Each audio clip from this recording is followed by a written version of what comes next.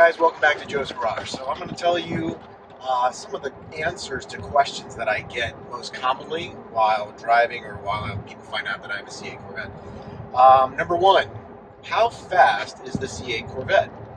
Well, according to statistics, the fastest it can go in the very base model, which is unusual because I guess it doesn't have the added weight and added aero issues, is 194 miles per hour.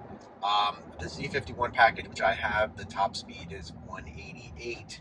I've seen other people say 184. I'm not 100% sure. I haven't taken it to its absolute limit.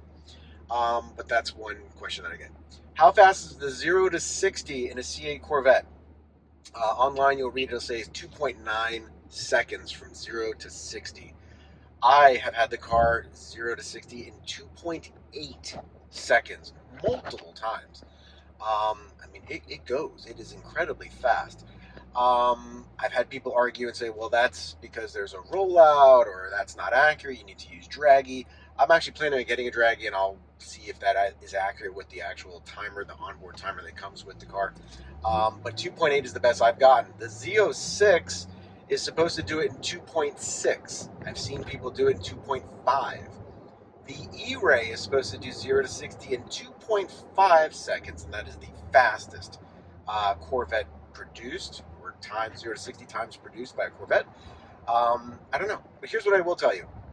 If I'm at 2.8 and a Z06 is 2.6, the difference in time between one to the other is that's about 0.2 seconds. I'm actually going to show you I'll do a screenshot of the timer. It's so negligible, and granted, I'm not saying it's not there. I don't know. Is it worth an extra 50 grand for that? I don't know. That's me.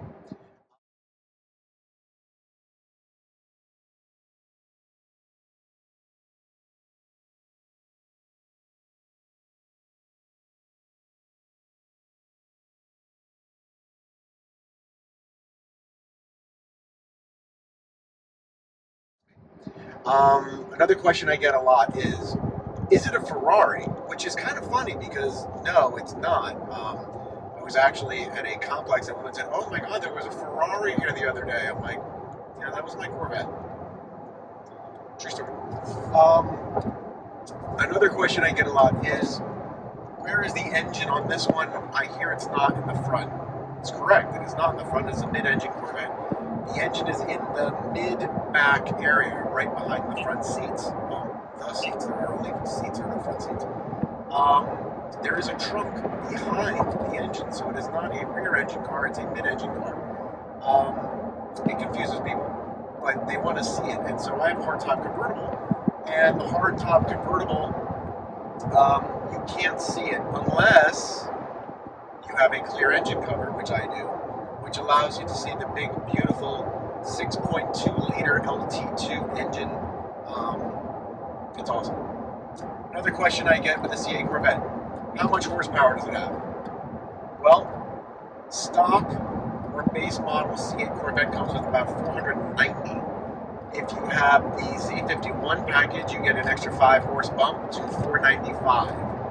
And a lot of people were like, that's really impressive, which I think it is. And I think the reason they kept it just under 500 is because once you hit 500 horses, there's a gas guzzler tax or something along those lines. So they wanted to keep it just under that. Does it have the potential to reach over 500? Absolutely. Did I make my car with modifications of over 500? Absolutely. So if I had to estimate, it's funny, I'm actually going to dyno my car again after doing some of the mods that I did to see how much horsepower I picked up. I'm going to estimate I picked up between 30 to 40 horses. So I should be somewhere around, I'd say 520 to 525 horses, which I'm very happy with. It is exceptionally responsive, peppy, fast. The car drives amazingly well. Another question I get is it comfortable? I found it to be exceptionally comfortable. In fact, it's actually one of the most comfortable cars I've ridden in. That said, it is not the easiest car to get in and out of. But once you're in it, it is exceptionally comfortable. The seats that I have the GT1 seats. I don't even have the middle or the high-end seats. primarily because people have told me that they are the most comfortable, and they are exceptionally comfortable. They hug you where you need to be hugged. They're not too tight or too bolsterous. They are not too stiff and uncomfortable, and they're not that hard to get in and out of. That said, I think the car is exceptionally comfortable. My 90-year-old father-in-law had a little trouble. Actually, we had to help him get in it, but once he got in it, he couldn't believe himself how comfortable this car is. This car is so comfortable, I just don't know how I'm going to get out of it. So if you're considering getting one of these cars and you've got either back issues, hip issues, knee issues, or any disability of that nature, it may be a bit challenging. But once you do get in it, once you get out of it, oh my God, it is really comfortable. Another question I get, is it your daily driver? So that's a mixed answer I can give on that one, which is right now I do drive it daily because I love driving this car. I have another vehicle, and I love it's a Lexus. I love my car. It is a grandpa car. It is really comfortable, plush.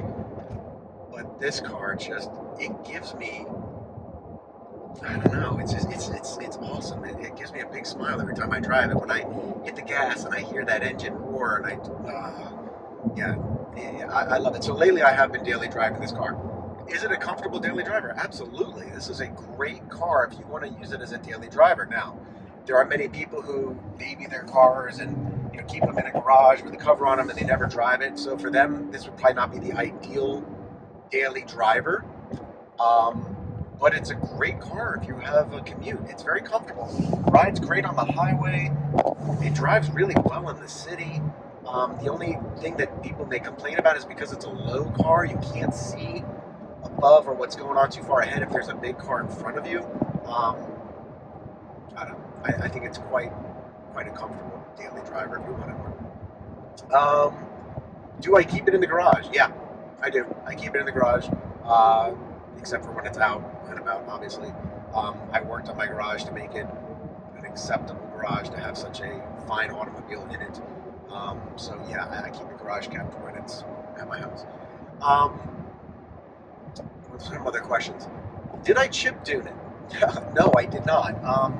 The C8 Corvette ECU and ECM are very strategically locked, and took them a couple of years till anyone was able to unlock it. I believe there's two different companies right now, one of them being HP Tuners, that can unlock the ECU. I have not done that yet to this car. I may wait till the warranty runs out, and then I'll start really playing with things like that. I have an amazing guy at Tune It Fast, Chris, at Tune It Fast. He can tune it. He can tune anything. The guy's amazing, and when I do, I'm going to have him chip tune it when I get to that point. People ask also, what is the fastest you've gone in your C8 Corvette? So on a controlled, non-legal street, in a controlled track setting, the fastest I've had this car up to currently is 151 miles per hour. There was a lot more room. We were hauling, and it actually, the thought of that fast, you hit something at 150, whether it be a wall or a barrier or something on a track, the car's totaled and, it's instantly alive. From what I understand, the car is made so safely, the safety features and mechanisms of this car are so impressive, but at 151 I backed down a little bit. That doesn't mean that I won't get it back out there again and push it harder and get it up to maybe max, maybe 175, 180, 188, as it's been quoted to be a max. So that's the fastest I've had in a controlled setting.